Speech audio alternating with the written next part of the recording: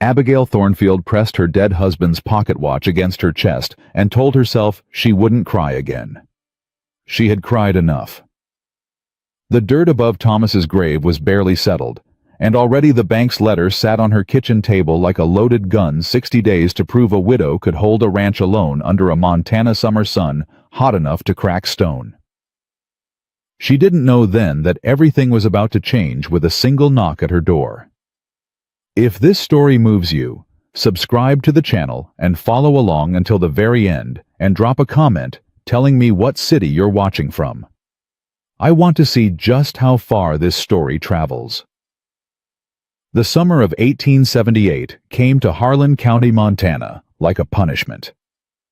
The heat pressed down on the grassland from the first light of morning, baking the soil until it cracked in long pale seams, and by noon the air shimmered above the fence posts in waves that made everything in the distance look like it was drowning. The creek that ran along the eastern boundary of the Thornfield Ranch had dropped 2 feet since May. The well behind the house groaned every time Abigail worked the handle. The garden was fighting, but barely, and Abigail Thornfield was doing the same. She stood at the kitchen table on a Tuesday morning, 41 years old, 5'4", with hands that had gone rough and red from working alone since March. And she read the letter from Harlan County Bank for the 4th time that week. Not because she hoped the words had changed. They hadn't. She read it because she needed to feel the full weight of it. She needed to be angry enough to keep moving. 60 days, the letter said. Or we begin proceedings. She folded it exactly the way she'd found it, creased sharp at the edges, and slid it back under the flour tin, where she kept things she wasn't ready to throw away, but couldn't stand to look at. Thomas had been dead 4 months. The note on the ranch, a note he'd signed with his big looping handwriting the year before he got sick, was overdue. Thomas had always believed the cattle prices would come back up. Thomas had always believed things would work out. Thomas was wrong, and now he was in the ground behind the cottonwood tree, and Abigail was the one left holding the bill. She poured herself a coffee that had gone cold and drank it standing up. Through the front window, she could see the fence along the south pasture, sagging where one of the posts had rotted through. She needed wire. She needed feed. She needed a second set of hands, and probably a third, and the one hired man she'd been able to afford, old Del Sutter, who smelled like tobacco and horse liniment, and had worked for Thomas for 11 years, had taken a better-paying job over at the Callaway spread 2 weeks ago. He hadn't apologized when he left. He'd just looked at her, the way everybody in town looked at her lately, with that careful, pitying expression that meant, "I don't think you're going to make it," and then he'd gotten on his horse and ridden south. Abigail set down the coffee cup harder than she meant to. The nearest town was Grover's Bend, 4 miles east, and she'd been into town twice since Thomas passed. Both times she'd heard the whispers before she could even get down off the wagon. Not loud whispers. The people of Grover's Bend weren't cruel enough to be loud about it, but they were consistent. Standing outside Delman's Dry Goods, gathered on the steps of the feed store, the same words floating just inside the edge of her hearing. "Poor woman. Can't hold it together. She'll sell by August, you mark my words. A widow alone out there in this heat. That ranch'll be gone before harvest." She'd bought her flour and her salt and her nails, and she'd driven home without stopping to talk to anyone, because she didn't trust herself to be polite. And she had to be polite. She had no allies to spare. She was pulling on her work gloves, stiff with dried sweat, a hole forming at the right thumb when she heard it. A knock. 3 solid knocks, deliberate and unhurried, against her front door. Abigail straightened. She wasn't expecting anyone. The minister from First Baptist had come by 3 weeks ago with a pie, and had spent most of his visit hinting that the congregation would be willing to help manage her affairs if she needed guidance. An offer she had declined without using a single profane word, which she considered a personal achievement. The banker's man, a thin-shouldered fellow named Crouch, had ridden out twice already. She didn't need either of them on her porch this morning.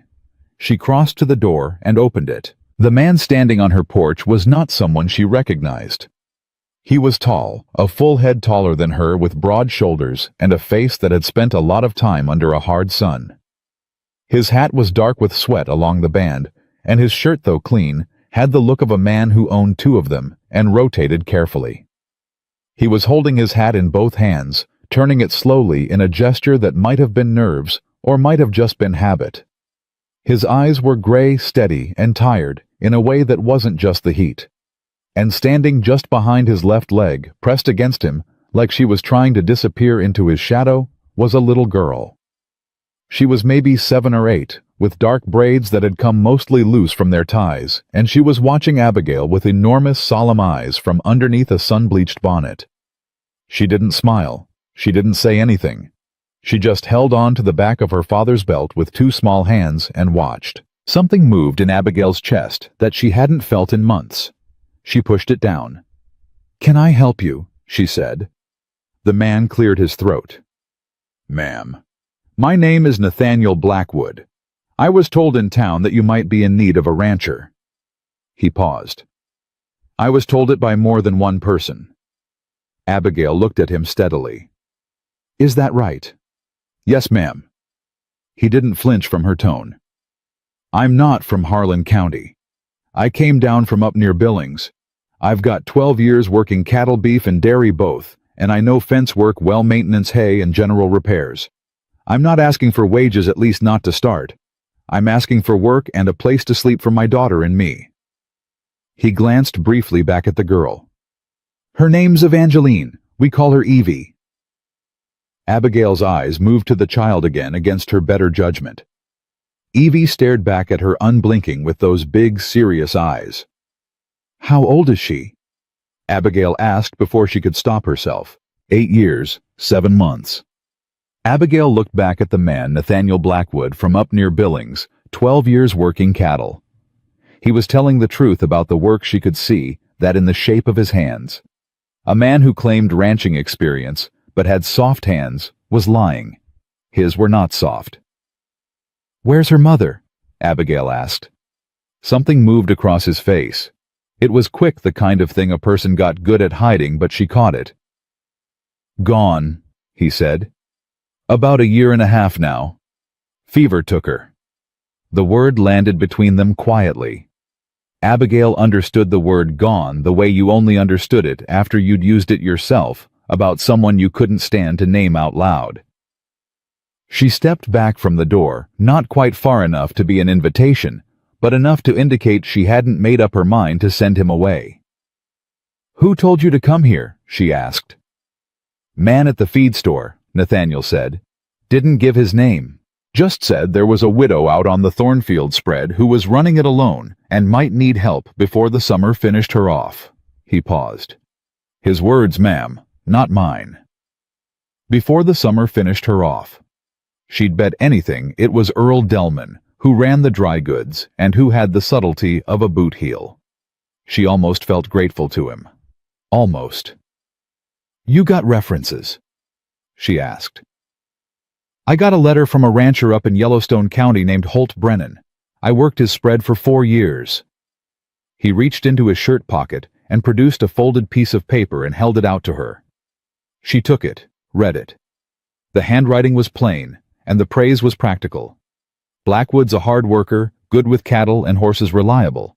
The kind of reference that didn't bother with flattery, and therefore meant more than one that did. She handed it back. "Mr. Blackwood," she said, "I want to be direct with you because I don't have time to be anything else. This ranch is behind on its note. I've got 60 days before the bank starts making my life very unpleasant. I've got a south fence that's coming apart, a well that's giving me trouble, 43 head of cattle in the north pasture that need moving before the grass burns out, and more to do than one person can do before October." She kept her voice even. "I can offer you the bunkhouse outback meals and a small wage once we're stable, if we get stable. I can't promise anything beyond that." "I'm not asking for promises," Nathaniel said. "I'm asking for work." She held his gaze for a long moment. "There's a cot in the bunkhouse," she said. "It's not much, but it's out of the sun. Your daughter can have the small room off the kitchen. It was a pantry once. It's clean." She paused. "I don't need you here for company, Mr. Blackwood. I need you here because that fence is going to let my cattle into the Morrison, and if it goes down, and that will create a problem I can't afford." "Understood," he said. "You start tomorrow, first light." He put his hat back on his head and nodded. "First light, ma'am. Thank you." She was already turning back into the house when she heard a small voice from behind him. "Ma'am?" Abigail stopped. She turned. Evie had come out from behind her father's leg. She was standing straight now, her chin lifted, her bonnet tilted slightly to the left. She was holding a slightly battered cloth rabbit against her side. "Do you have chickens?" Evie asked. Despite everything, the bank letter under the flour tin, the rotting fence post, the 60 days, Abigail felt something happen to the left side of her mouth that she hadn't felt in a long time. "I've got 7, she said. Evie nodded seriously. "I'm good with chickens," she said. "I won't bother them." "That's good to know," Abigail said. She closed the door. She stood still in the kitchen for a moment, listening to the sound of boots on the porch steps as they walked around toward the bunkhouse. Then she picked up her gloves and went to find her fence-fixing tools. The next morning, Nathaniel Blackwood was standing in the yard before the sun had cleared the hill. Abigail had expected to have to wake him. She'd told herself she would, and she'd prepared the exact tone of voice, patient but firm, she'd use when she knocked on the bunkhouse door. Instead, she came out of the kitchen at 4:45, and he was already there, a shovel in one hand and her battered post-hole digger in the other, squinting at the south fence line from across the yard. "I counted 6 posts that need replacing before the line gets worse," he said without turning around. "I can have the worst 3 done before noon if you can spare the lumber." Abigail stopped in the doorway. "There's lumber stacked along the north side of the barn," she said. "Some of it's decent." "I saw it," he said. "I'll sort through it." She came down the porch steps. "You been awake long?" "Long enough." She paused. "Did Evie sleep all right?" Something in his posture shifted, not much, but enough. "She did," he said. "First time in a while she's slept in a room of her own. She's used to us boarding." He hesitated. "She thanked you this morning, before you came out. She told the rabbit to thank you too." Abigail looked out at the fence line. "Tell her the chickens are in the pen behind the house," she said. "She can check for eggs after breakfast if she wants." "She'll want," Nathaniel said, and she could hear something in his voice that wasn't quite a smile, but was in the neighborhood of one. They worked from sunup until the light started going orange and long in the afternoon. Nathaniel worked hard and quiet the way she liked. He didn't ask unnecessary questions, didn't offer unsolicited opinions, and didn't treat her like she needed explaining things to. When he came across something that needed a decision, the angle of a gate, whether a post was salvageable or needed pulling, he asked her. Once listened to the answer and did it. By noon, 3 posts were in. By mid-afternoon, 4. Evie appeared at the fence line around 10 in the morning, clutching 3 brown eggs in the front fold of her dress and holding them like they were small treasures. "I found 3, she announced. "The speckled one tried to bite me, but I was faster." "Her name's Gertrude," Abigail said, without looking up from the wire she was stretching. "She does that." "I figured out if you talk to her first, she's less mean about it," Evie said. Nathaniel glanced at his daughter. "You talked to the chicken." "I talked at her," Evie corrected with the particular dignity of a child who knew the difference. She didn't really talk back, but she stopped biting. Abigail stood up, pressed one hand against the small of her back, and looked at the girl. "You can put those in the kitchen," she said. "On the table." "I know where the kitchen is," Evie said calmly, and turned and walked back toward the house. Nathaniel watched her go. "She's a serious child," Abigail observed. "She is," he said. "She's been serious since she was about 3. Her mother said it was because she came out listening." He paused, wrapping wire around the new post with practiced turns of his wrist. "She's good, though. She doesn't ask for much."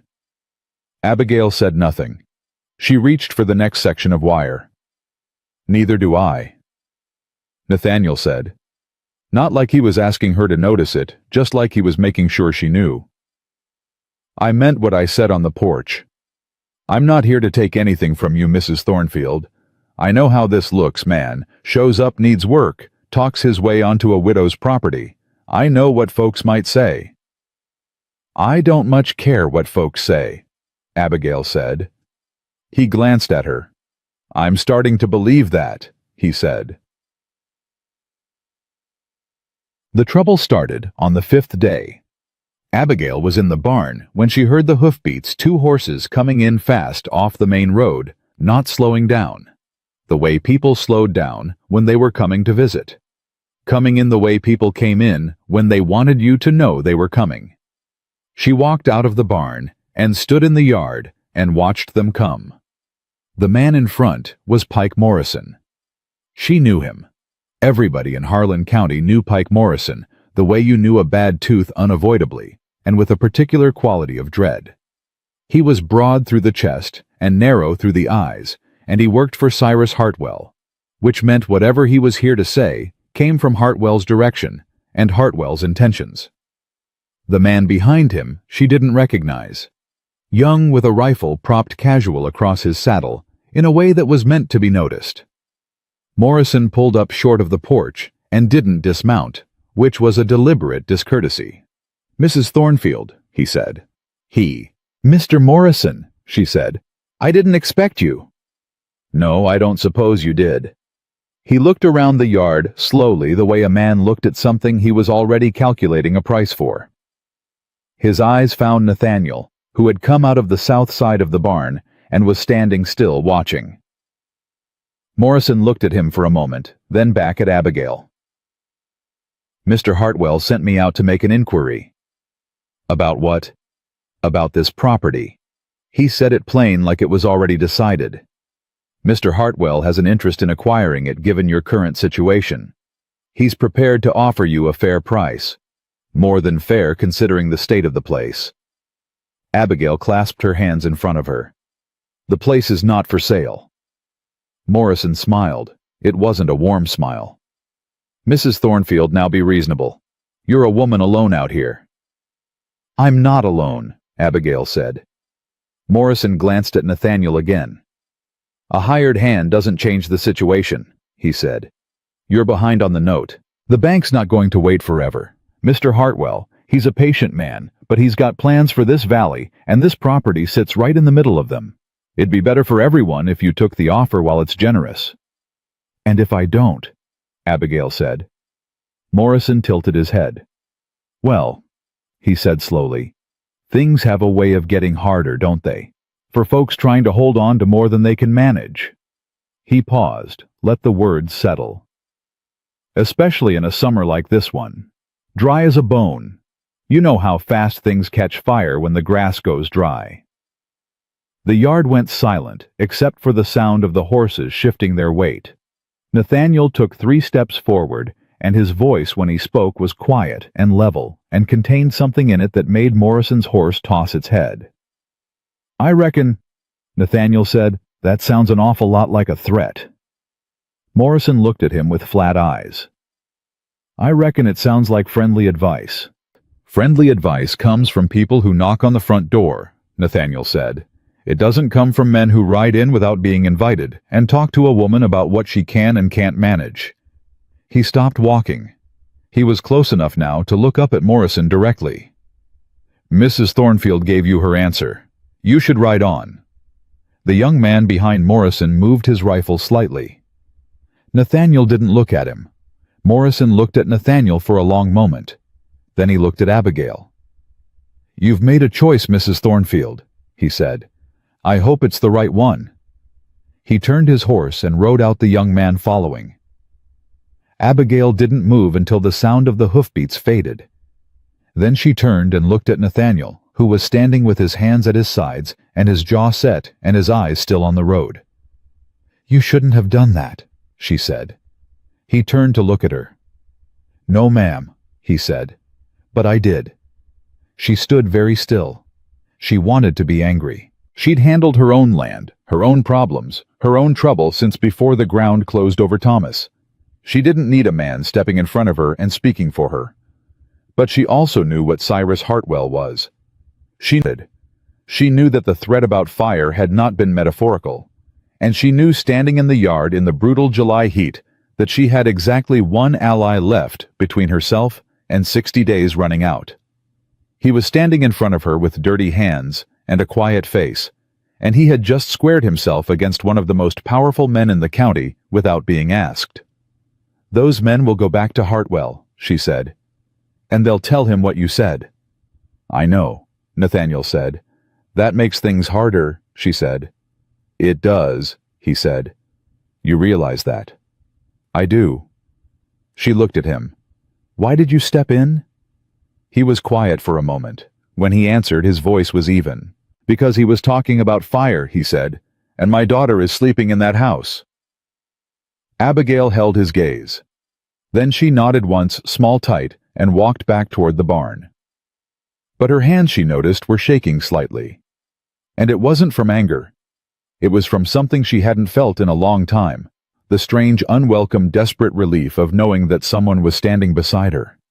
She didn't know what to do with that yet. So she picked up her hammer and went back to work. Abigail didn't sleep that night. She lay on top of the quilt with her boots still on and stared at the ceiling and listened to the house settle around her in the heat. The clock on the mantel ticked. The well chain tapped against the stone outside when the wind moved. Somewhere out past the north pasture, a coyote called once, and then went quiet. She kept hearing Morrison's voice. "You know how fast things catch fire when the grass goes dry? Not a warning, a schedule." She got up at 3 in the morning, lit a candle, and sat at the kitchen table with a piece of paper and a stub of pencil and wrote down everything she knew about Cyrus Hartwell. It didn't take long. What she knew was mostly rumor, and rumor in Harlan County tended to start from the same place it ended at Hartwell's own table. He was from back east originally. He'd come to Montana 7 years ago with money nobody could explain, and had started buying land the way some men bought drink steadily, without apparent limit, and with a quality of pleasure that had nothing to do with need. He owned the mill, the largest grazing tract in the county, and 3 of the 5 men who sat on the town council. He did not own the bank, but he was friendly with the man who did. 60 days. She underlined the number. She heard the bunkhouse door open and close. She didn't move for a moment. Then she heard Boots on the back porch quiet, not trying to wake anyone, and she got up and opened the kitchen door. Nathaniel was sitting on the top porch step in the dark with his arms on his knees and a tin cup in his hands, looking out at nothing in particular. He turned when the door opened. He didn't look surprised to see her. "Couldn't sleep either," he said. It wasn't a question. "No." She stepped out and leaned against the porch post. "You should get rest. We've got the east fence tomorrow, and the hay in the second field needs turning before it molds." "I know," he said. "I'll be fine." She was quiet for a moment. "Nathaniel." He looked up at her. "What do you know about Hartwell?" she asked. "Before today. You hear anything in town when you came through?" He was quiet for a beat too long. "What?" she said. He set down the cup. "When I was at the feed store, the man who told me to come out here, he didn't just say you needed help." He paused. "He said Hartwell had been trying to buy this land for 2 years and that you and your husband wouldn't sell. He said after Thomas passed, Hartwell gave it 3 months before he moved." Abigail's jaw tightened. "And you didn't think to mention that when you knocked on my door?" "I thought if I led with it, you'd send me away before I got to the part about the work," he said. He looked at her steadily. "I wasn't wrong." She wanted to argue. She couldn't. "No," she said. "You weren't." "I should have told you sooner," he said. "I'm telling you now." She crossed her arms, not angry exactly, but not settled either. "So he's been planning this." "Looks that way." Nathaniel picked the cup back up, turned it slowly. "Morrison coming out here the way he did, that wasn't a courtesy call. That was Hartwell deciding the time was right. He's watching the bank deadline same as you are. If I can't make the payment, Abigail said, the bank forecloses. Hartwell moves in. He probably already has a number agreed with the bank, Nathaniel said. He wouldn't send Morrison out here to threaten you unless the ground was already laid. She stood still with that for a moment. Outside, a breeze moved through the yard and died. He's not getting this land, she said. No, ma'am, Nathaniel said. He's not. The certainty in his voice was quiet and complete, and it landed somewhere in her chest and stayed there. She went back inside. She did not sleep, but she stopped being afraid, which was different, and in its own way, more useful. Yet, by the end of the first week, Harlan County had an opinion about Nathaniel Blackwood. Abigail heard it on Thursday when she drove into Grover's Bend for wire and salt. She heard it before she was even down from the wagon. Two women outside the milliner's shop who stopped talking when they saw her, but not quite fast enough. A man staying out there, with a child. She hardly knows him. 4 days. Well, Thomas hasn't been gone 6 months. She walked into Delman's dry goods and put her list on the counter and looked at Earl Delman with a face so flat and steady that he didn't say a word about anything except the price of wire, which had gone up 2 cents a yard. She loaded the wagon herself because she always loaded it herself and drove home. She told Nathaniel that evening while they were eating supper, Evie between them at the table working through a bowl of beans with the focused seriousness she applied to most things.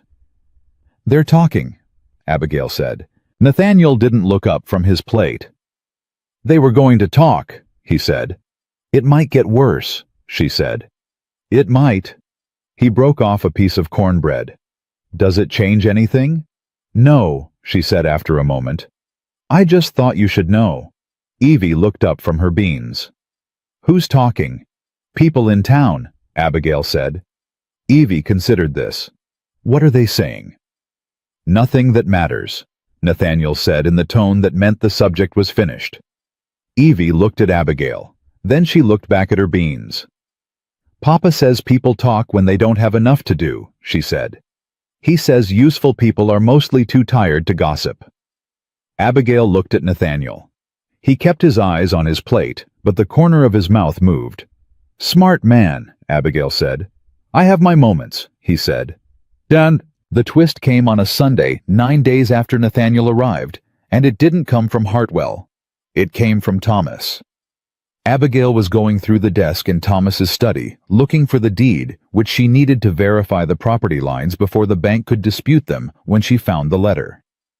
It was in the back of the bottom drawer, folded twice with her name on the outside in Thomas's handwriting. She knew by the weight of it before she'd even opened it that it wasn't recent. The paper had yellowed slightly at the fold. She sat down in Thomas's chair and read it. It took her a long time. When she was done, she folded it back exactly the way it had been, and sat very still for a while with her hands flat on the desk. Thomas had written the letter 8 months before he died during a stretch in the autumn when the cattle prices fell and the note payment had come due. He'd written it because he'd been afraid. Afraid he wouldn't be able to tell her in person. Afraid he'd run out of time. Afraid she'd find out some other way. The letter said 3 things. First, that he loved her in the plain and practical way Thomas had always said things he meant. Second, that the note on the ranch was larger than he'd told her, considerably larger, because he'd borrowed against the property a second time that autumn to cover the shortfall from a private lender rather than the bank. The third thing was the name of the lender, Cyrus Hartwell. Abigail sat in the chair for a long time. The clock in the kitchen ticked.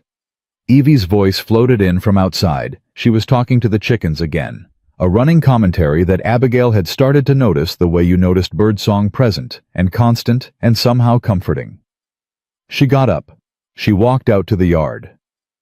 Nathaniel was at the well drawing water up for the cattle trough. He turned when he heard her footsteps, and whatever was on her face made him set down the bucket.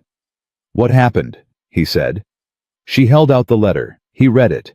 She watched his face as he did the way it went still, then careful, then tight around the jaw. He read it twice. Then he folded it and handed it back to her.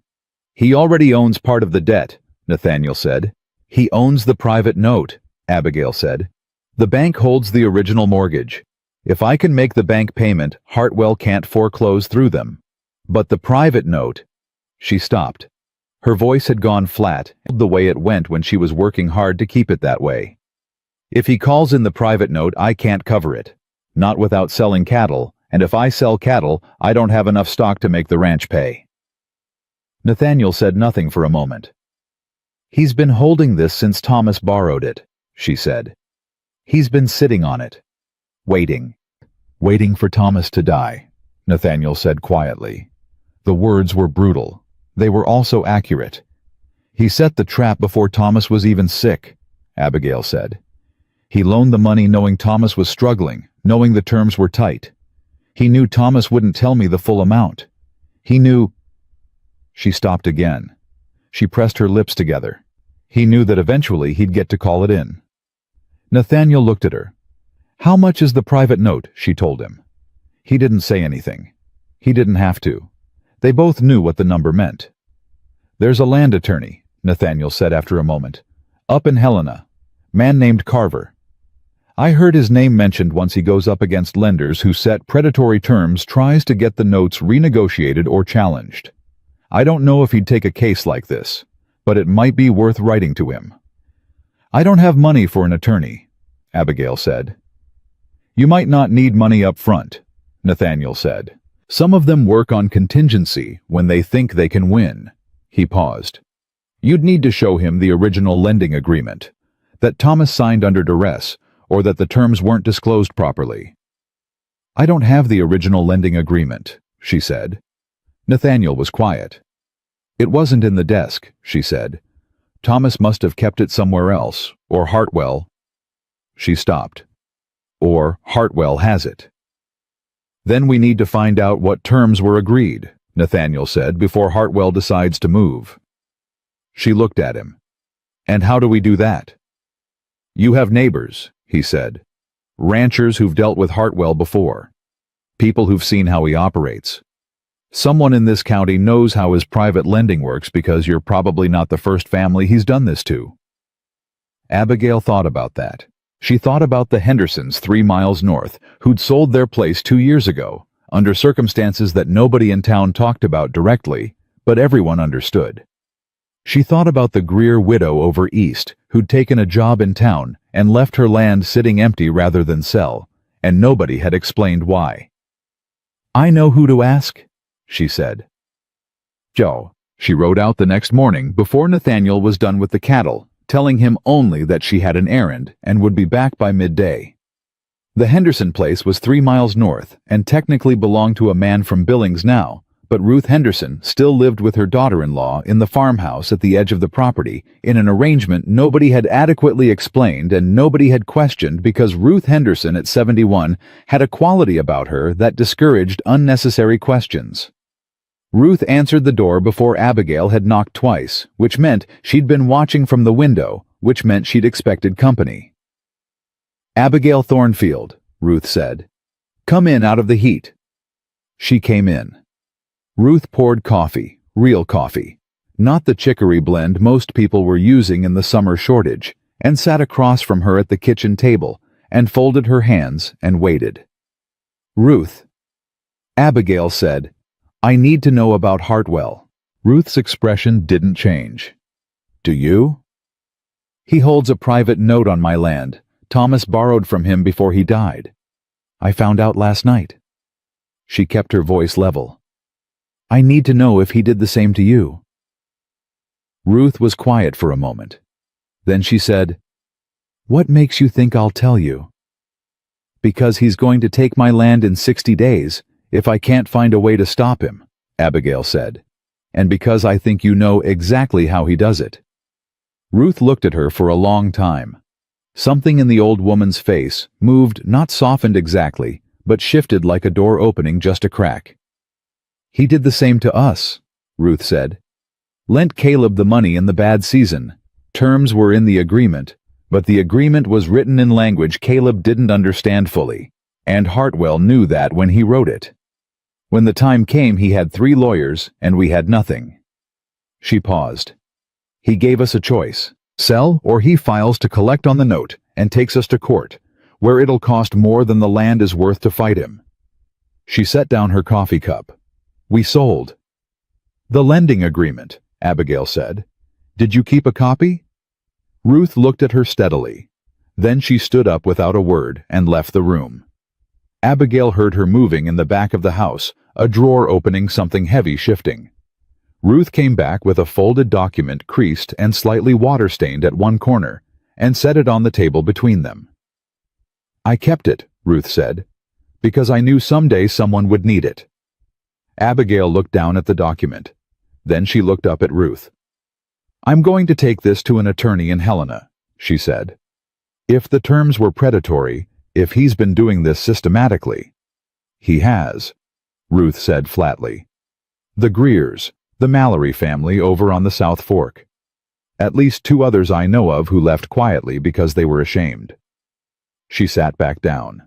"He picks the ones who can't fight back, the ones who don't have lawyers or money or men with loud voices." Her eyes were sharp and clear. "He picked you because Thomas died, and he figured you'd fold." "He figured wrong," Abigail said. Ruth looked at her for a moment. "You've got that man out at your place," she said. "Blackwood." Abigail met her eyes. "He works the ranch." "I heard what he said to Morrison," Ruth said.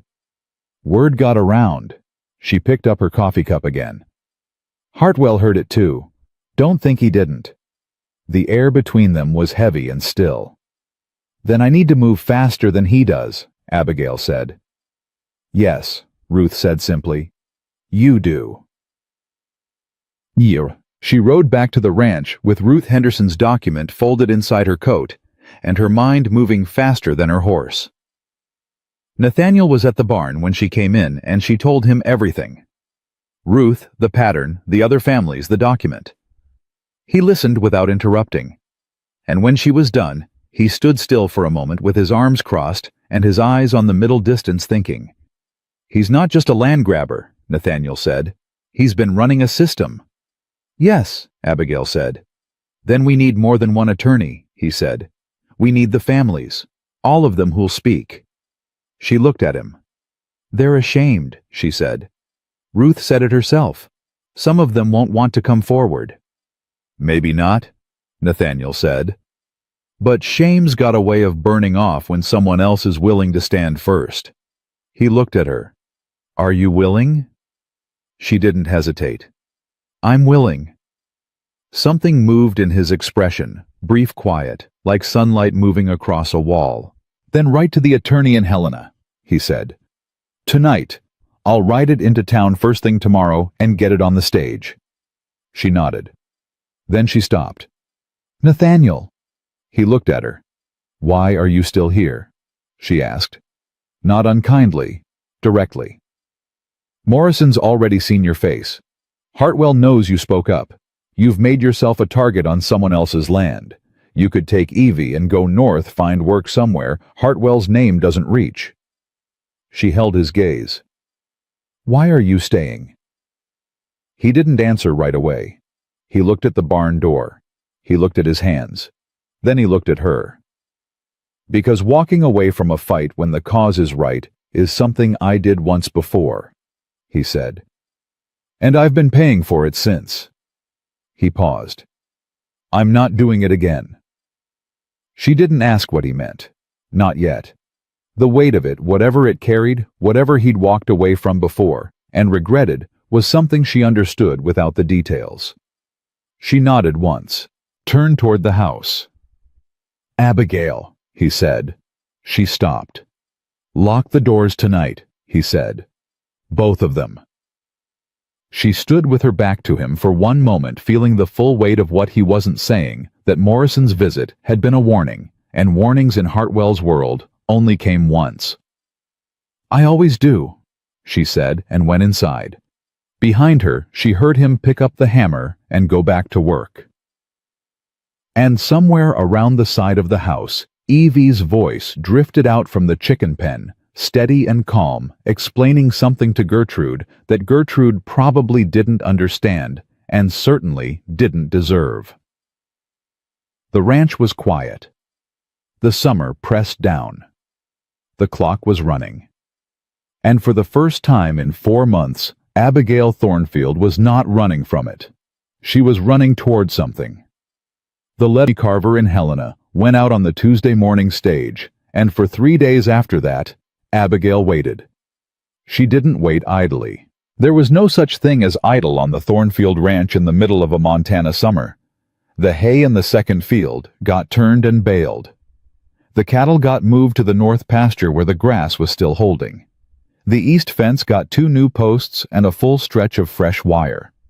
Nathaniel worked from before sunrise until the light gave out completely, and he did it without complaint and without the kind of constant talking that some men use to fill silence they were uncomfortable with. He was comfortable with silence. That more than anything was what made the days bearable. Evie had taken over the chickens completely. Not in a way that anyone had asked her to. She'd simply assumed the responsibility with the quiet certainty of a child who had decided something was hers to care for. And now Gertrude came when she was called, which Abigail would not have believed if she hadn't seen it herself. She bribed her, Nathaniel said at supper on Wednesday when Abigail mentioned it. Evie looked up from her plate with perfect composure. "I gave her extra scratch," she said. "That's not bribing, that's relationship building." Nathaniel looked at Abigail. Abigail pressed her lips together to keep from smiling. "Where did you learn that phrase?" Nathaniel asked his daughter. "A man in Billings said it," Evie said. "He was selling horses. You told him he was bribing the buyers, and he said he was relationship building, and you said that was the same thing, and he said no, it wasn't, and then you didn't buy the horse." "I didn't buy the horse because the horse had a bad knee," Nathaniel said. "And because you didn't trust the man?" Evie said. Nathaniel picked up his fork. "Eat your supper." Evie ate her supper, but she met Abigail's eyes across the table with a look of such serene, patient accuracy that Abigail had to look away before she actually laughed out loud. And laughing out loud was something she hadn't done in 4 months, and she wasn't ready for it yet. It felt like something that needed more time, like a bone that had been broken and was still knitting. But she was close. She could feel it. That was what made Thursday so hard. Abigail was at the well. Thursday morning when she heard the wagon coming up the road. Not a rider this time, a wagon moving slow, which meant either a delivery or a conversation somebody had decided needed witnesses. It was Reverend Aldous Marsh from First Baptist, which was worse than either. He climbed down from the wagon with the careful dignity of a man who had spent decades cultivating the impression that he was above physical inconvenience. He was in his Sunday coat despite the heat. He was carrying his hat in one hand and a Bible in the other, which Abigail recognized as a staging choice. The Bible meant the visit was pastoral in nature, which meant he was going to say something she wouldn't like and wanted the Lord's authority behind it. "Mrs. Thornfield," he said with the warm, sorrowful tone he used for funerals and difficult conversations. "I'm glad I caught you." "Reverend," she said. She didn't offer her hand. "What can I do for you?" He looked past her toward the barn, where Nathaniel was visible working on the latch of the main door. He looked for a beat too long. "I've been concerned," he said, bringing his eyes back to her. "As your pastor." "You're not my pastor," Abigail said pleasantly. "Thomas attended First Baptist. I came with him out of courtesy." Marsh absorbed this without visible disruption. "As a concerned member of this community, then, I've heard talk, Abigail, troubling talk, about a man living on your property, eating at your table, a man nobody knows with a child." "A rancher," Abigail said, "doing the work I need done." "An unmarried man," Marsh said, and the word unmarried had a particular weight in his mouth, like it explained everything wrong with the situation. "He's a widower," Abigail said. "As I am a widow. Neither of us is in a position that requires your supervision, Reverend." "The town is watching," Marsh said. His voice dropped to something that was meant to sound like compassion, but landed closer to warning. "Your reputation. Abigail Thomas's reputation." "Thomas is dead," Abigail said. Her voice was quiet and absolutely final. His reputation died with him, because that's how death works. What's alive right now is his land and his debt, and his wife and I am handling all three of them as best I can, and I am doing it without the assistance of anyone who shows up on a Thursday morning to tell me what the town thinks of my choices. She took one step closer to him. Is there anything else I can do for you? Marsh looked at her for a long moment. His jaw was tight. You should be careful, he said. Hartwell is a generous donor to this community. A man with his resources can make life very comfortable for people who cooperate and very difficult for those who don't. The silence that followed that sentence was extraordinary. Abigail heard Nathaniel stop working. The latch clinking went quiet. She did not look toward the barn. Get back in your wagon, Reverend, she said. He got back in his wagon. She watched him drive away, and then she turned, and Nathaniel was standing 10 feet behind her, completely still, with the latch hardware still in his hand. He works for Hartwell, Nathaniel said. He works for the collection plate, Abigail said. Which Hartwell fills. She turned back toward the house. Come in, there's coffee. They sat at the kitchen table, and she told him what she was thinking, that Marsh's visit meant Hartwell was feeling the pressure of her silence. She hadn't sold, hadn't folded, hadn't sent Nathaniel away. 3 weeks in, and the ranch was running better than it had in months.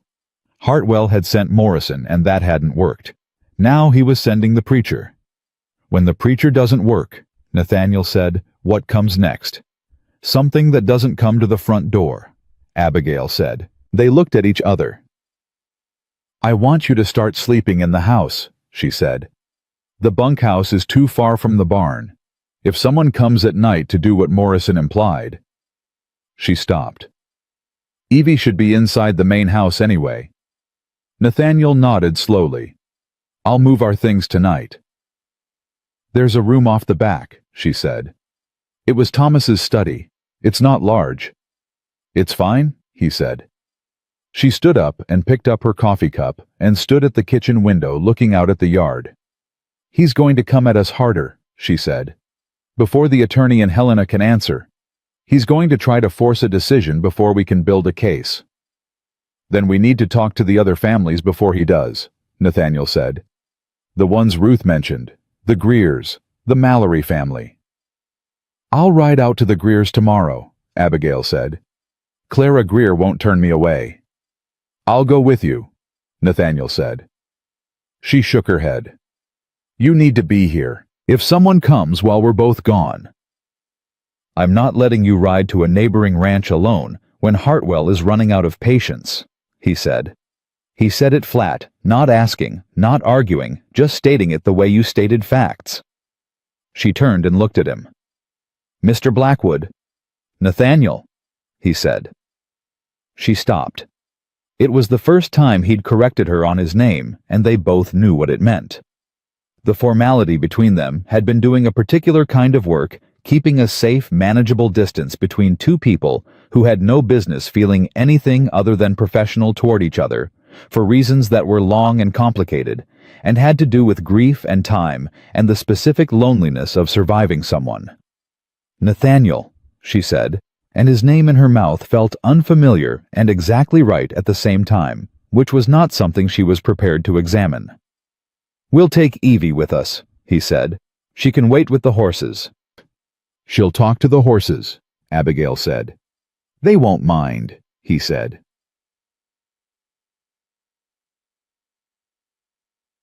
Clara Greer was a small, dry-eyed woman in her late 50s who had the look of someone who had spent a long time being afraid and had recently decided she was done with it.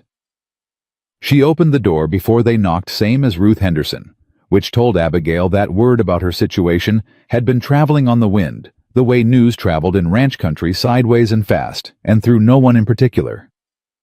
I heard about Morrison's visit, Clara said, stepping back to let them in. Come in. She poured no coffee.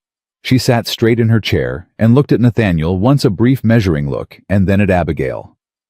How many families do you know of for certain? Abigail asked. 6, Clara said.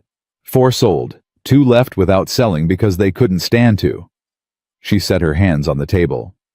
Hartwell's notes all had the same term buried in them, a demand clause. Means he can call the full note due at any time with 30 days notice, regardless of whether payments are current.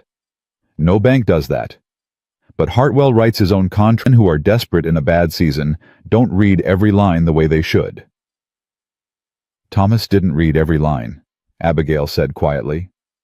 No, Clara said. He wasn't the first. Nathaniel leaned forward. Mrs. Greer, would you testify to that? To an attorney in Helena who's looking at the pattern of Hartwell's lending.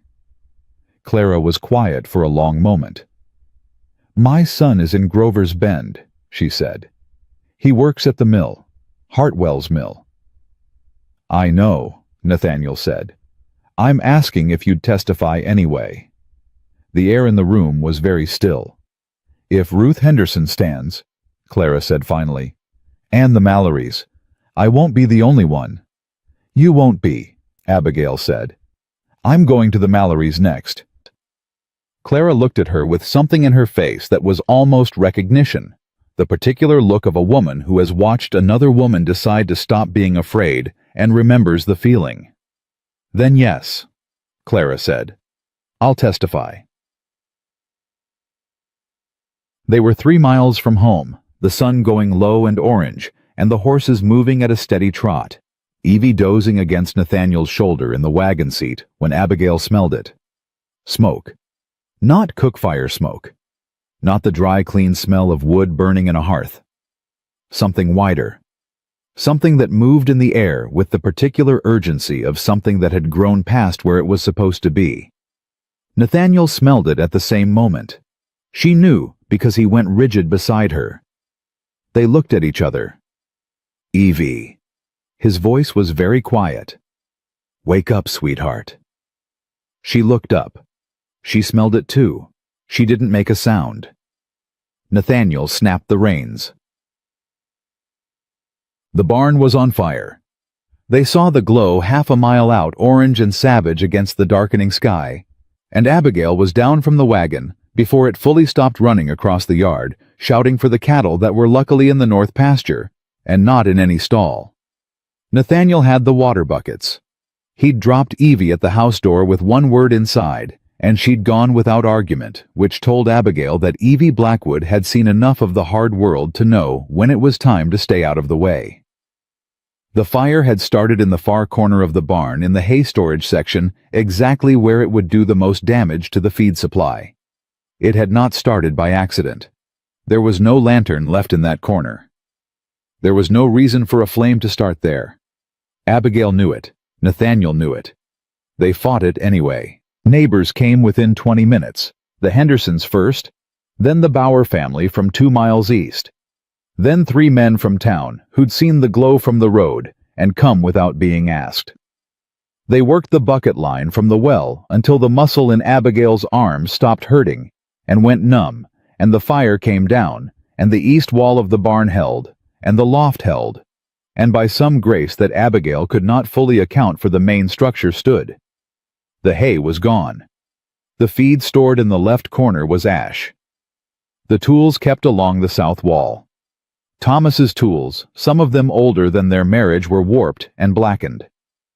When it was over, when the last ember was out, and the men were standing in the yard with their buckets and their blackened hands, Abigail stood in front of what was left of the barn and didn't move for a long time. She heard Nathaniel's boots behind her. Abigail, he said. Don't, she said. I'm not going to say it was an accident, he said. It wasn't. I know it wasn't. Her voice was level. Her hands were shaking again, and she was done pretending they weren't. He couldn't get me to sell, and he couldn't scare me off, so now he's burning what I have. Yes, Nathaniel said. She turned. The neighbors were still in the yard looking at her, the Bowers, the Henderson men, the 3 men from town. 12 people soot-faced and quiet waiting. She looked at them. These people had come running in the dark without being called. They'd worked beside her with their own hands and their own buckets, and nobody had asked them to. Something broke open in her chest. Not the breaking that meant falling apart. The other kind. The kind that made room. "Thank you," she said, and her voice cracked on the second word, and she didn't apologize for it. "All of you. Thank you." Old Bauer took off his hat. The Henderson boy nodded. "We'll come back tomorrow," Bauer said. "Help you clear out the damage, see what can be salvaged." "I'll bring my boys," said the man from town she didn't know by name. She nodded. She couldn't say any more than that right then. The neighbors filtered out, and when they were gone, Nathaniel went to check on Evie, and Abigail stood alone in her yard, and looked at her damaged barn, and looked at what was left of Thomas's tools, and felt the full fury of it rise in her, like something that had been waiting. She had been patient. She had been careful. She had worked inside the law, and written letters, and talked to neighbors, and done everything the right way. Hartwell had sent his man to burn her barn. When Nathaniel came back out, Evie asleep again inside, she was still standing there. "She's fine," he said before she could ask. "She had a cup of water and told me to tell you that Gertrude was upset about the smoke and she'd already talked to her." He paused. "The chickens are fine." A sound came out of Abigail that was half grief and half something that could, in different circumstances, have been a laugh.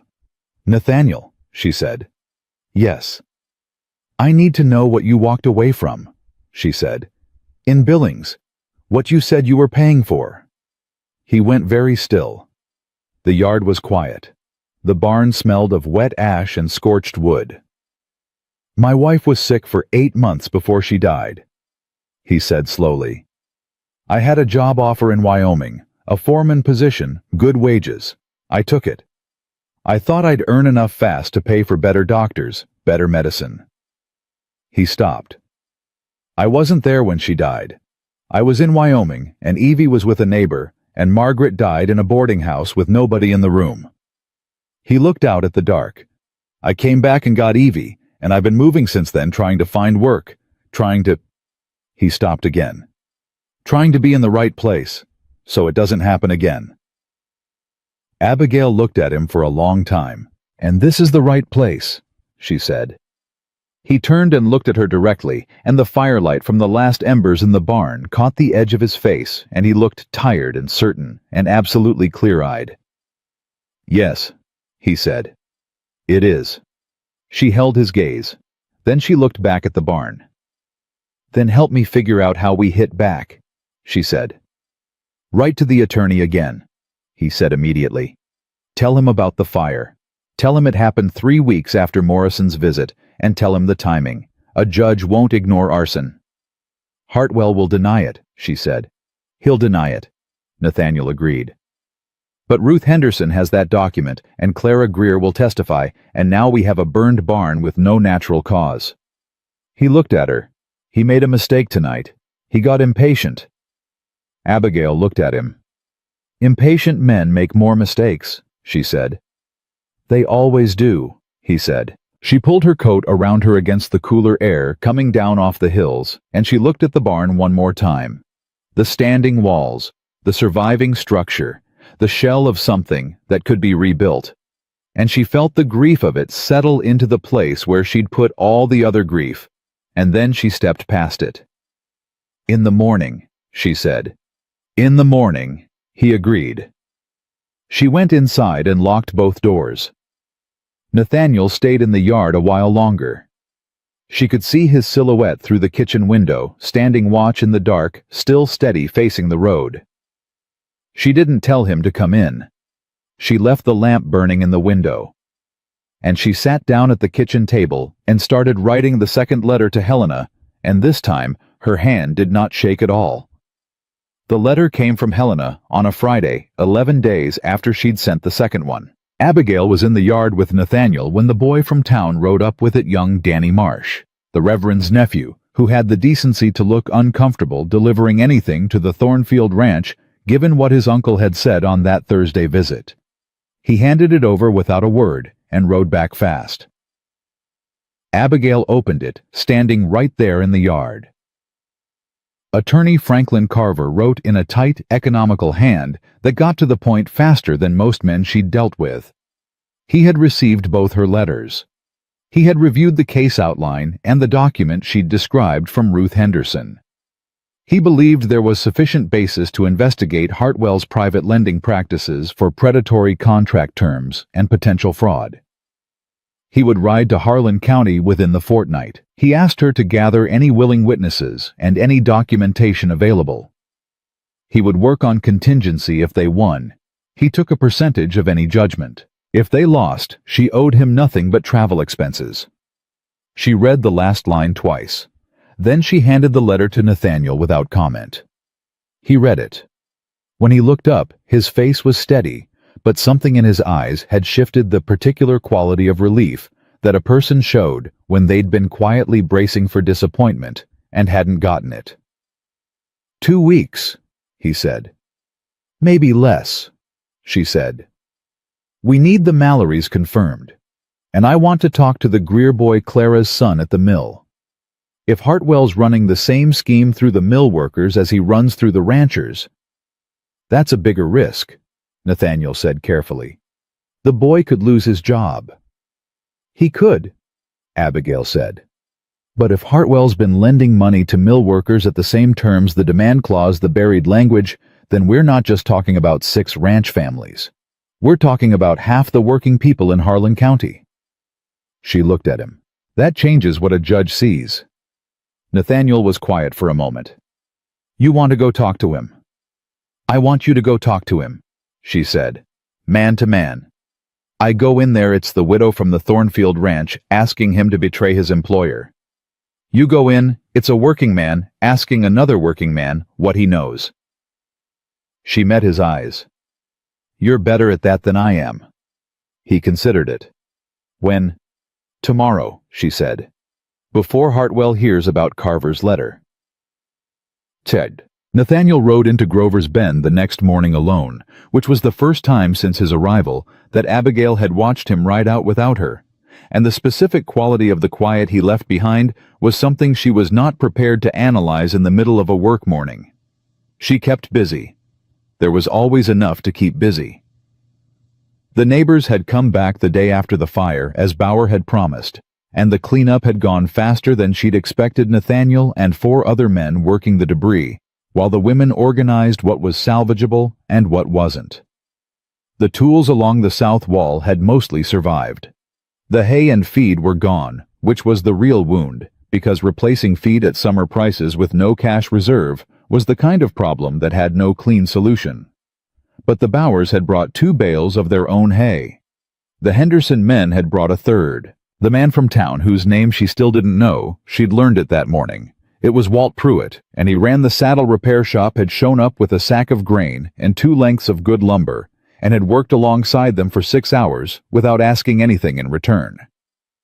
She thought about that now, moving through the morning chores. She'd lived in Harlan County for 16 years and spent most of them at a polite distance from its people, because Thomas had preferred it that way. Keep to your own. Abby neighbor trouble is the worst kind of trouble, and she had respected that. And for 16 years, the county had let her keep that distance without complaint. The fire had burned the distance down along with the hay. Evie found her in the middle of the morning, coming around the side of the house with her apron full of eggs and a look of restrained urgency on her face. Mrs. Thornfield, she said. Evie, Abigail said. Gertrude laid 5 eggs today, Evie said. She's never laid 5 before, usually 3, sometimes 4. That's a good day for Gertrude, Abigail said. I think it's because she's not scared anymore, Evie said. After the fire she was very upset, and she only laid 1, and I was worried about her. She paused. I told her the barn was going to be fixed, and that nobody was going to hurt her chickens. I think she believed me. Abigail looked at this child, 8 years old, 7 months, serious-faced and steady, carrying eggs in her apron and worrying about the emotional welfare of a chicken who had by all accounts spent 3 weeks trying to bite her. Evie, she said, how do you feel about all of this? The fire, the men coming, all of it. Evie thought about it with the genuine deliberateness she brought to most questions. Scared some, she said. But not the way I was scared when Mama died. That was a kind of scared where the thing you're afraid of already happened. This is the other kind, where it hasn't happened yet, and maybe it won't." She looked at Abigail clearly. "Papa says the second kind is the one you can do something about." Abigail was quiet for a moment. "Your papa is right," she said. Evie nodded, like that confirmed something she'd already decided, and went back to the house with her eggs. Nathaniel came back from town at midday, and Abigail knew before he was off the horse that something had happened. Not by his expression, he kept his face controlled when he was thinking, but by the pace of him, deliberate, like a man carrying something fragile and moving carefully. He came into the kitchen and sat down, and she put coffee in front of him without being asked. "James Greer," he said. "Clara's son." "What about him?" "He talked." Nathaniel wrapped his hands around the cup. "Took some doing. He was nervous, kept looking at the mill door the whole time we were talking, which tells you something about how Hartwell runs that place. But he talked." He looked up. "Hartwell's been lending to mill workers for 3 years. Same terms, same demand clause. 6 men that James knows of who've borrowed and are currently behind on their notes." He paused. "And 2 who borrowed defaulted and lost property, not ranch land, but houses and lots in town. One of them moved away. One of them is still here working for Hartwell to pay back a debt he signed under terms he didn't understand." Abigail sat down slowly. "He's running the same system inside the town itself." "Yes," Nathaniel said. "Hartwell doesn't just want ranch land. He wants to own the county, everything and everyone in it." He set down the cup. "James will talk to Carver. He said if enough people come forward he will, but he won't go first." "He doesn't have to go first," Abigail said. "We have Ruth. We have Clara. We have the Mallorys." She stopped. "Did you get to the Mallorys?" "Yes. Old Frank Mallory said yes before I finished asking. He's been waiting 2 years for someone to give him a way to fight back." Something moved in Nathaniel's voice. He cried Abigail, 63 years old, and he sat at his kitchen table and cried because someone was finally asking. The kitchen was very quiet. "How many do we have?" she said. 7 willing witnesses, counting Ruth," he said. "Plus James Greer if others go first. Plus whatever records Carver can compel Hartwell to produce." He looked at her steadily. "It's enough. If Carver is what his letter says he is, it's enough." She nodded. She should have felt the weight lift. It didn't quite. "There's still the bank deadline," she said. "Carver coming doesn't stop that clock." "No," Nathaniel said. "It doesn't." She looked at the flour tin under which Thomas's bank letter still sat. She'd stopped rereading it, but she knew the number as well as she knew her own name. "I need $1,200 before the deadline," she said. "I have $400 from the cattle I can sell without crippling the herd. I have Thomas's pocket watch, which is silver and worth maybe $60 to the right buyer. And I have $800 of distance between me and keeping this land." She said it flat. No dramatics, just the number. Nathaniel was quiet for a moment. "I have money," he said. She looked at him. "Not much," he said quickly. "But I've been saving since Billings. $340 in a bank in Yellowstone County. I can have it wired to Grover's Bend inside a week." "No," she said. "Abigail." "No," she said again. "That's your money. Yours and Evie's. It's what you have between you and nothing. I am not taking that." "You're not taking it," he said. "I'm offering it." "The answer is still no." "Then it's a loan," he said. "When Carver wins and Hartwell's assets are seized, you pay me back. With interest if it makes you feel better." She looked at him hard. He looked back at her with that same quality she'd noticed from the first day, the absolute level steadiness of a man who had decided something and meant it all the way down. "Why?" she said. "Because I told you this was the right place," he said quietly. "And I meant it. And this ranch needs to still be standing for that to matter." The silence between them was different from the silences they'd had before. It was heavier and more honest and more frightening, and Abigail felt it in a way she couldn't fully account for and wasn't going to try. 340, she said. Yes. That leaves us 460 short. Yes. He paused. But we've got a week before Carver comes, and 7 people who owe Hartwell a debt who might be willing to think creatively about how they repay it. He stood up. Let me ride out to Mallory again. He mentioned something about a note he'd been holding, a small lending arrangement with another rancher. If he can call that in early and contribute it toward your payment as a bridge. You're building a coalition, she said. I'm building what's necessary, he said. She looked at him for a long moment. Then she stood up and picked up her coffee cup and said, Go, but be back before dark. He nodded and picked up his hat. Nathaniel, she said. He stopped. Thank you, she said. Not for the money, for all of it. He understood that. Yes, ma'am, he said and went. The twist that Abigail hadn't seen coming arrived that same afternoon in the form of a woman she hadn't spoken to in 3 years. Her name was Dora Sinclair, and she was Cyrus Hartwell's private secretary, and she came to the Thornfield Ranch alone in a small buggy, wearing a gray dress and a look of someone who had been rehearsing something and was still not sure they were going to say it. Abigail came out of the barn and stopped when she saw who it was. Mrs. Thornfield, Dora said.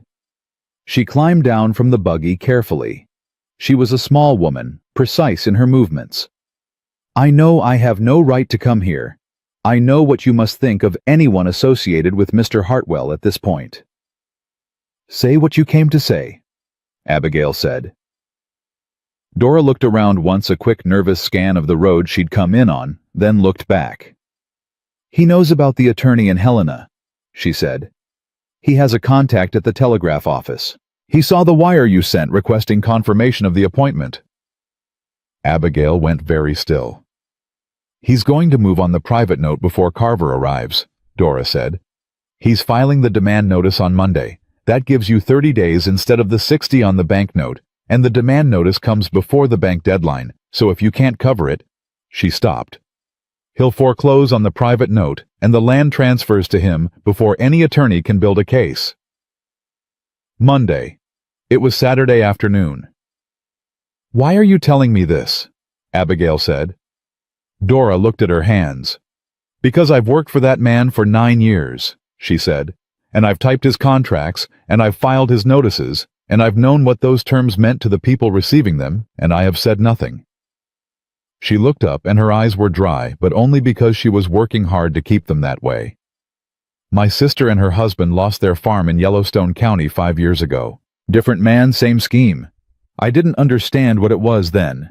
I understand now. She met Abigail's gaze. I won't be the one who files that notice on Monday. I quit this morning. But someone else will file it by noon if you don't do something before then. Abigail's mind was already moving. Saturday afternoon. Carver was a fortnight out. The bank deadline was 3 weeks.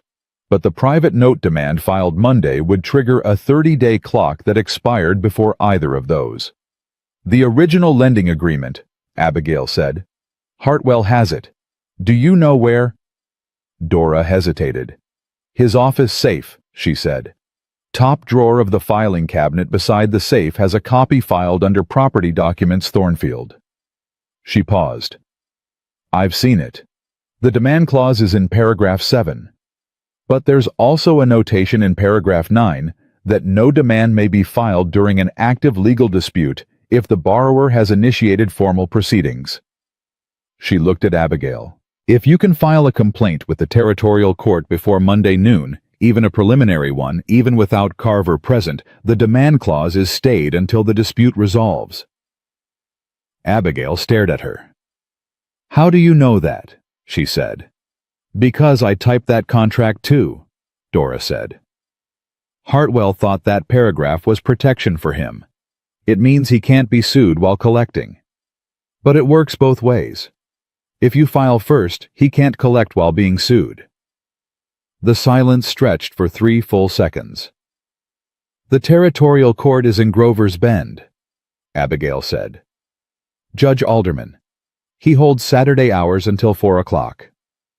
It's 2:30, Dora said. Abigail was already moving toward the house. Evie, she called. Evie, get your bonnet. She drove the wagon herself, pushing the horses harder than she liked Evie sitting rigid and wide-eyed beside her holding the side rail. Where are we going? Evie asked. To see a judge, Abigail said. Why? To file a complaint before a man who wants to take our home can stop us. Evie considered this for exactly 4 seconds. Can he do that? Stop us. Not if we get there first, Abigail said. Evie held on tighter. Then go faster, she said. Abigail went faster. She pulled up to the courthouse at 10 minutes to 4 and went up the steps at a pace that was just short of running Evie's hand in hers. The clerk at the front desk looked up and started to say the office was closing, and Abigail said, I need to file a preliminary complaint of predatory lending and contract fraud against Cyrus Hartwell, and I need to do it in the next 10 minutes. And the look on her face was apparently clarifying because the clerk stood up and led her directly to Judge Alderman's office without another word. Alderman was a heavy-set man in his 60s who looked annoyed at the interruption right up until the moment he heard Hartwell's name. Then he leaned back in his chair and looked at her with the particular expression of a man who had been waiting for something and wasn't sure he was looking at it, but was willing to find out. Sit down, Mrs. Thornfield, he said. She sat. Evie sat beside her perfectly still, hands folded.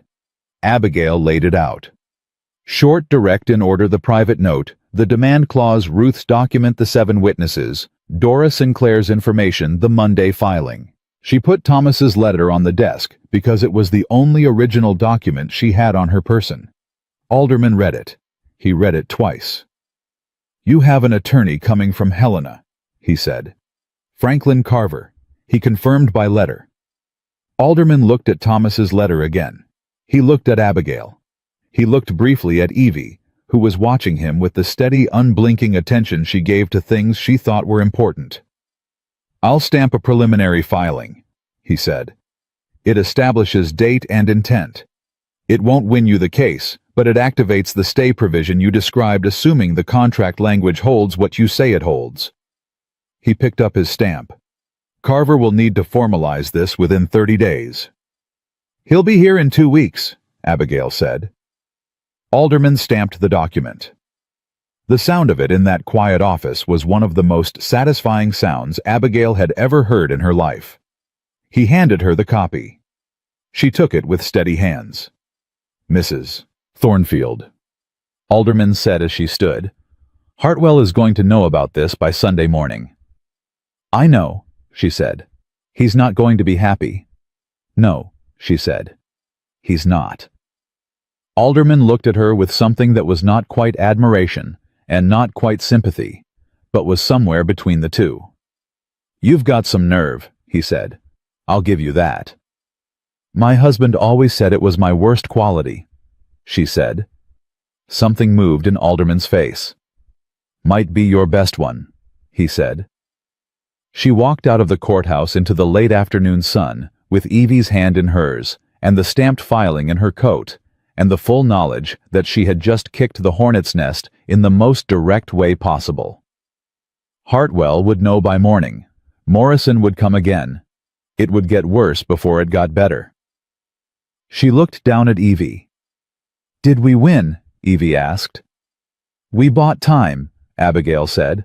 That's not the same as winning. Evie thought about that. But it's better than losing. Yes, Abigail said. It is considerably better than losing. They climbed back into the wagon. The horses were tired, and so was she, and it was 4 miles home, and Nathaniel didn't know any of what had just happened, and the summer was not done with them yet. But the clock that Hartwell had been running had just stopped. And for the first time in this long, brutal summer, it was Abigail Thornfield's hand on the watch. Nathaniel was in the yard when she pulled in, and he came to the wagon before she'd stopped the horses. He took one look at her face and said, "What happened?" She handed him the stamped filing without a word. He read it in the last light of the afternoon. She watched him get to the bottom, then start again at the top, then stop and look up at her. "You filed on Hartwell," he said. "Before he could file on me," she said. "We had a window of minutes. We used it." He looked at Evie, who was climbing down from the wagon with the careful dignity of someone who had participated in something important and knew it. "She drove very fast," Evie reported. "I can see that," Nathaniel said. He looked back at Abigail. Something moved across his face that she had no clean name for. It was relief and worry, and something else running underneath both of them, something warmer and more complicated than either. "Hartwell will know by morning," he said. "That's what the judge said," Abigail said. "I expect Morrison by noon." Nathaniel folded the document and handed it back to her. "Then we'd better be ready," he said. "Yes," she said. "We had better." She went inside and put the filing in the desk drawer where Thomas's letter had been, and she stood there for a moment with her hand flat on the desk, and she said out loud quietly to the empty room, "I'm still here, Thomas, and I'm keeping it." The desk didn't answer, but she felt better for having said it. Morrison came at 10 in the morning, not noon. He came with 2 men this time, not the young one with the rifle, but 2 older men, harder-faced, the kind of men who rode for Hartwell because the work paid and the questions were discouraged. He came with a document in his hand and a look that was past the stage of friendly intimidation and into something flatter and more purposeful. Nathaniel was on the porch when the 3 of them rode in. He didn't step off it. He stood with his arms at his sides and waited. Abigail came out behind him.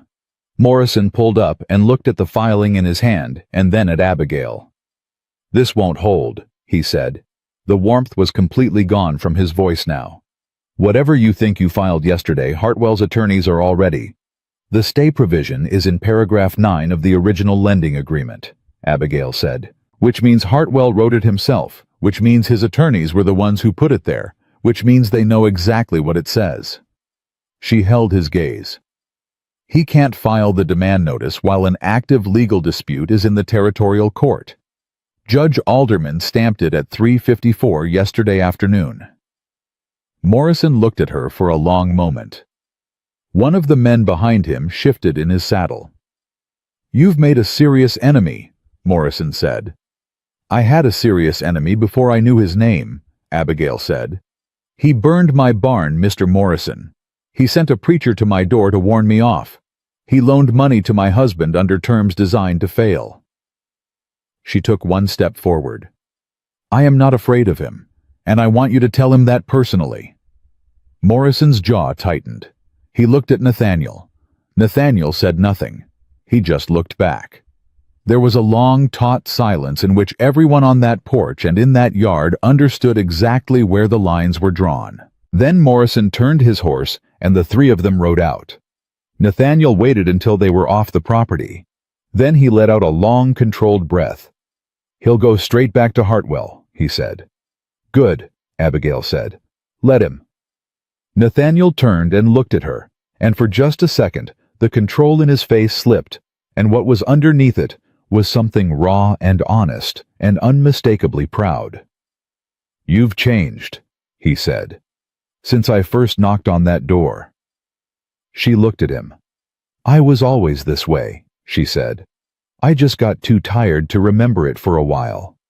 He nodded once, slowly, like that made sense in a way that meant something to him personally. They went back inside. There was work to do.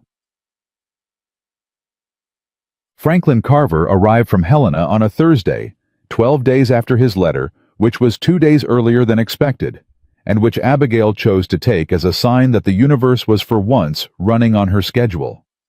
He was younger than she'd expected, mid-40s, with a direct manner and the kind of eyes that processed information fast and gave very little away in return. He came with a leather satchel and a junior associate named Ellis, who wrote everything down in a small notebook with the focused intensity of someone who understood that details won cases.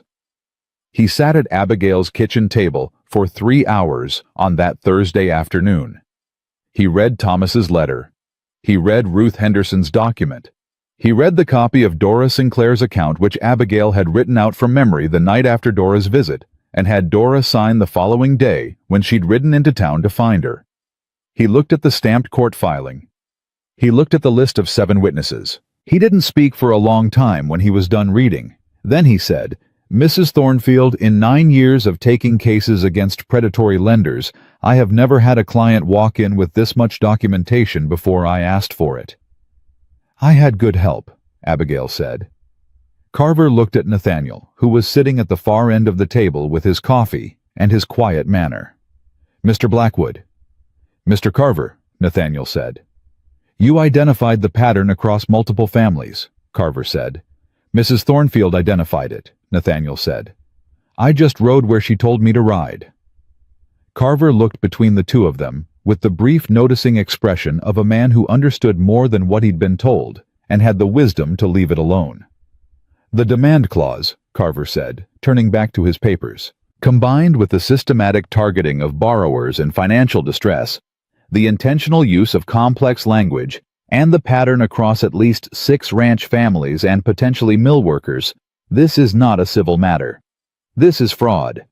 Potentially criminal fraud." He set down his pen. "I'm going to need to bring in the territorial district attorney. This is larger than a contract dispute."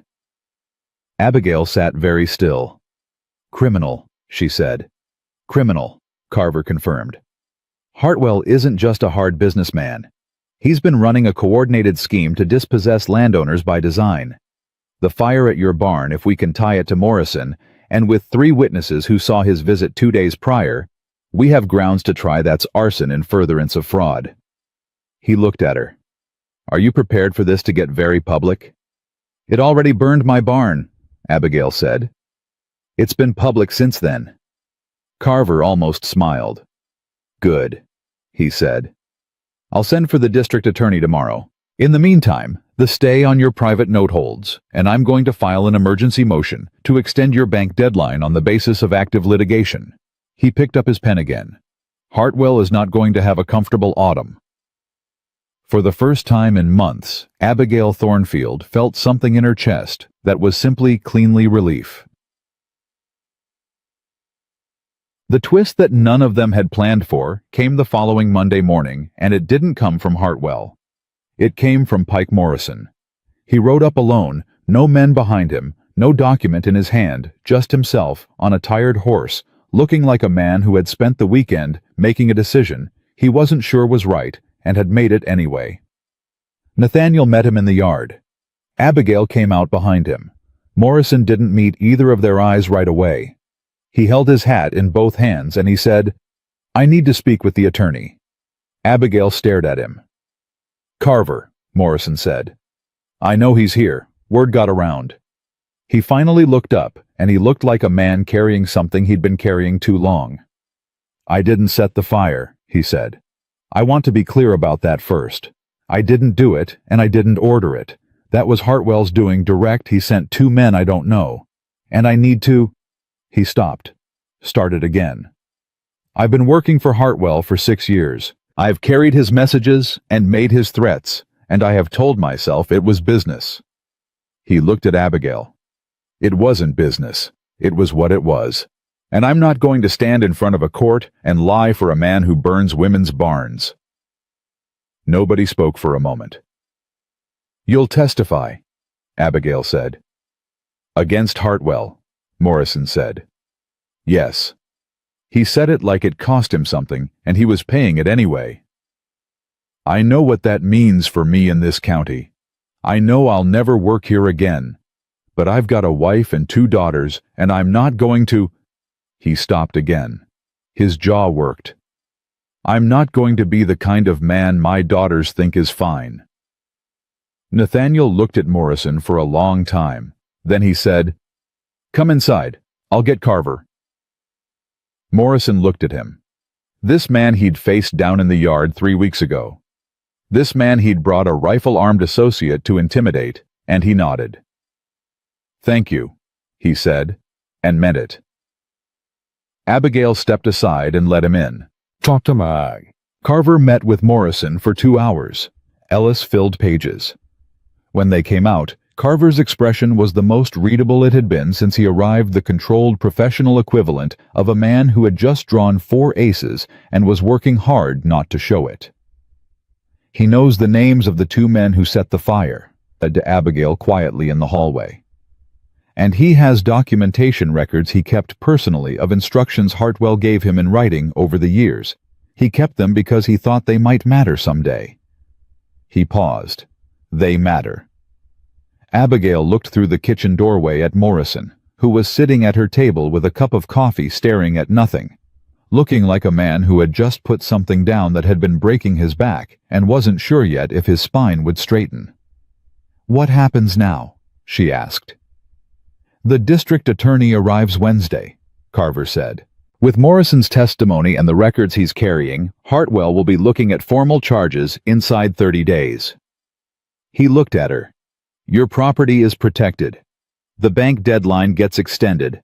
I'm filing that motion today. The private note is stayed indefinitely pending criminal proceedings."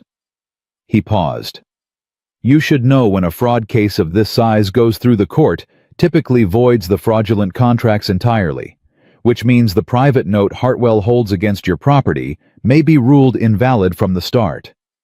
Abigail absorbed that. "Thomas's debt," she said quietly, "may not be legally enforceable," Carver said. "If the terms were predatory and deliberately obscured, the contract fails." She stood still with that for a moment. The weight of it, the thing Thomas had been carrying and hadn't told her and had died carrying, might not have been real. Might have been something Hartwell invented and dressed up in legal language and handed to a struggling man in a bad season and called a loan.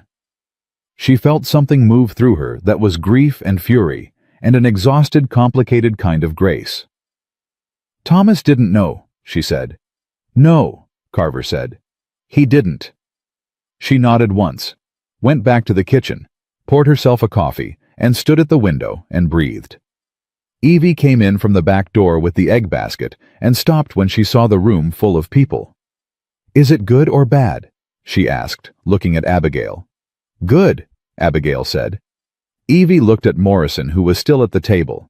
She looked at him for a long, serious moment. "You were one of the bad ones," she said. Not unkindly, just accurately. Morrison looked at the little girl. "I was," he said. "Are you trying to be better?" Evie asked. Morrison's throat moved.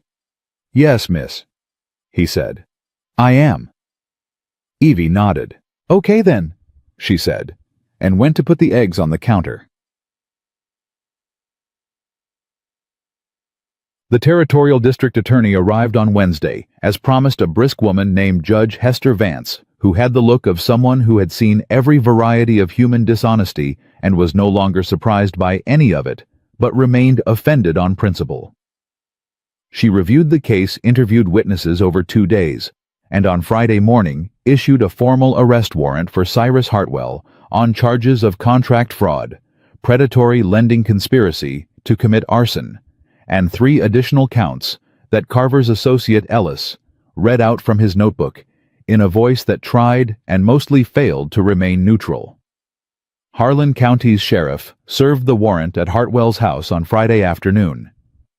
Abigail heard about it from Walt Pruitt, who rode out specifically to tell her which she thought was one of the finest things anyone had done for her in years. She was standing in the yard when Nathaniel came out of the barn and saw her face and said, "Tell me." "They arrested him," she said, "an hour ago." Nathaniel stood still. The afternoon light came down on the yard and on the barn that was standing now, its damaged wall repaired over 2 weekends of community work, taller and stronger than the original, because Bauer had brought better lumber, and nobody had been willing to rebuild it weak. "It's over," Nathaniel said. "The criminal part is starting," she said. "But the part where he could take this land, yes, that's over." Nathaniel took his hat off and held it in both hands, the same gesture she'd noticed on that very first morning when he'd stood on her porch, not knowing if she'd send him away. She'd thought then that it might be nerves or might be habit. Now she knew it was neither. It was the thing he did when something mattered enough that he needed his hands to be still. "Nathaniel," she said. He looked at her. "I want to say something, and I want you to let me finish it," she said. He nodded. "When you knocked on my door," she said, "I was 52 days from losing everything, and I didn't know it yet. I thought I knew how bad it was, and I was wrong. It was worse. Thomas had kept things from me, not to deceive me, but because he was ashamed and afraid, and that shame had built a wall between us in the last years that I hadn't known how to climb over." She stopped, steadied herself. "I was grieving a man I loved, and also a marriage that had gone quiet in ways that hurt, and I didn't have anyone to say that to because the only person I'd ever said hard things to was in the ground." She held his gaze. "You came, and you worked, and you asked nothing, and you stood in the yard against Morrison, when you had no obligation to, and you put your savings on my kitchen table, and you rode to neighbors you'd never met, and you did all of that without making me feel like I owed you anything for it." Her voice stayed level. "I need you to know that I see it. All of it. I see you." The yard was very quiet. Nathaniel looked at her for a long time. "Abigail," he said, and the way he said her name was different from every other time, not careful, not measured, just open. "I came here because I needed work." That part was true. He paused. "But I stayed because of you. Not the ranch, not the situation. You." He turned his hat once in his hands. "I know the timing is. I know it's not simple. You've been through loss and so have I, and we're both people who learn to be careful." He looked at her directly. "But I'd like to stop being careful if you're willing." She looked at him for a moment that stretched long enough to mean something. "Ask me," she said. He took one step toward her. "Will you let me court you properly?" he said. "Not because of the ranch, or the work, or what we've been through together. Just because I'd like to know you past all of it. Past the crisis and the fear and the deadlines." Another step. "The way you actually are. The way you were before all this." "I don't know if I remember who that was," she said. "Then we find out together," he said. She looked at this man, the lines of work in his face, the steadiness in his eyes, the hat turning slowly in his hands, and she felt the wall that grief had built around her heart, the one she'd been so careful to maintain, give way in the manner of things built under prolonged pressure, not shattering, but settling, coming down slow and permanent and without regret. "Yes," she said. "I'm willing." He stopped turning his hat. The smile that moved across his face was not large, but it was the kind that meant something had come home.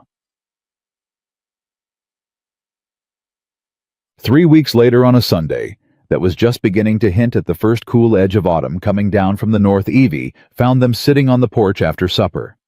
Abigail in the rocking chair, Nathaniel on the step beside her, close enough to be unambiguous, and she stood in the doorway with her cloth rabbit under one arm and looked at them both with that precise measuring gaze. "Papa," she said. "Evie," he said. "Are we staying?" she asked. "For real staying. Not just until the work is done." Nathaniel looked at Abigail. Abigail looked at Evie. "For real staying," Abigail said. "If you want." Evie thought about it for exactly the amount of time it took her to confirm what she'd already decided. "I want," she said. She looked at the yard, at the barn, at the chicken pen where Gertrude and her 6 companions had settled in for the evening. "Can I have a dog?" she asked. "One thing at a time," Nathaniel said. "That means yes eventually." Evie told her rabbit and went back inside.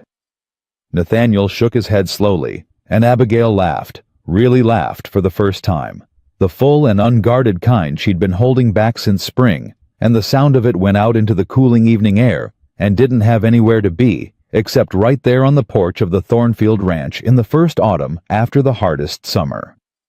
6 months later, when Franklin Carver wrote to inform her that the territorial court had voided all of Hartwell's private notes on grounds of systematic fraud, and that Cyrus Hartwell had accepted a plea arrangement that included restitution to every family he'd defrauded. Abigail read the letter at the kitchen table, where she'd read so many letters that had tried to take things from her. Nathaniel was at the stove. Evie was outside feeding the chickens, and as of 3 weeks prior, a brown and white dog named Corporal who had shown up in the yard and refused to leave, and whom Evie had declared was already theirs before anyone had agreed to it. Abigail read the letter twice. She folded it carefully and set it down. "It's done," she said. Nathaniel turned from the stove. "All of it," he said. "All of it," she said. "The notes are voided. The families keep their land. Hartwell's assets are seized to cover restitution." She looked up. "Ruth Henderson gets her farm back. Clara's son keeps his job. The Mallorys get compensated." She paused. "Thomas's debt is gone. It was never legal." Nathaniel set down what he was holding and came to the table and looked at her. She looked back at him, this man who had knocked on her door in the worst summer of her life, with nothing but a reference letter and a little girl in a crooked bonnet and 12 years of honest work in his hands. She reached across the table and took his hand, and he closed his around hers without hesitation, the way people held on when they knew what they had and intended to keep it. Outside, Evie's voice drifted through the kitchen window, explaining something to Corporal, with the patient authority she brought to all things, the same voice that had once talked a hostile chicken into cooperation, and had looked a grown man in the eye and asked him if he was trying to be better, and had asked if they were staying with a directness that made complicated things simple. Harlan County would remember the summer of 1878 for a long time: the fire, the trial, the fall of Cyrus Hartwell's empire. But what the Thornfield Ranch would remember was simpler and more durable than all of it. That the worst season had brought the best thing, that the knock on the door that should have meant desperation had meant rescue, and that the woman who had stood in the dirt above her husband's grave and told herself she would not cry anymore had found in the end that the life that came after the grief was not a lesser one. It was simply the next one, and it was hers.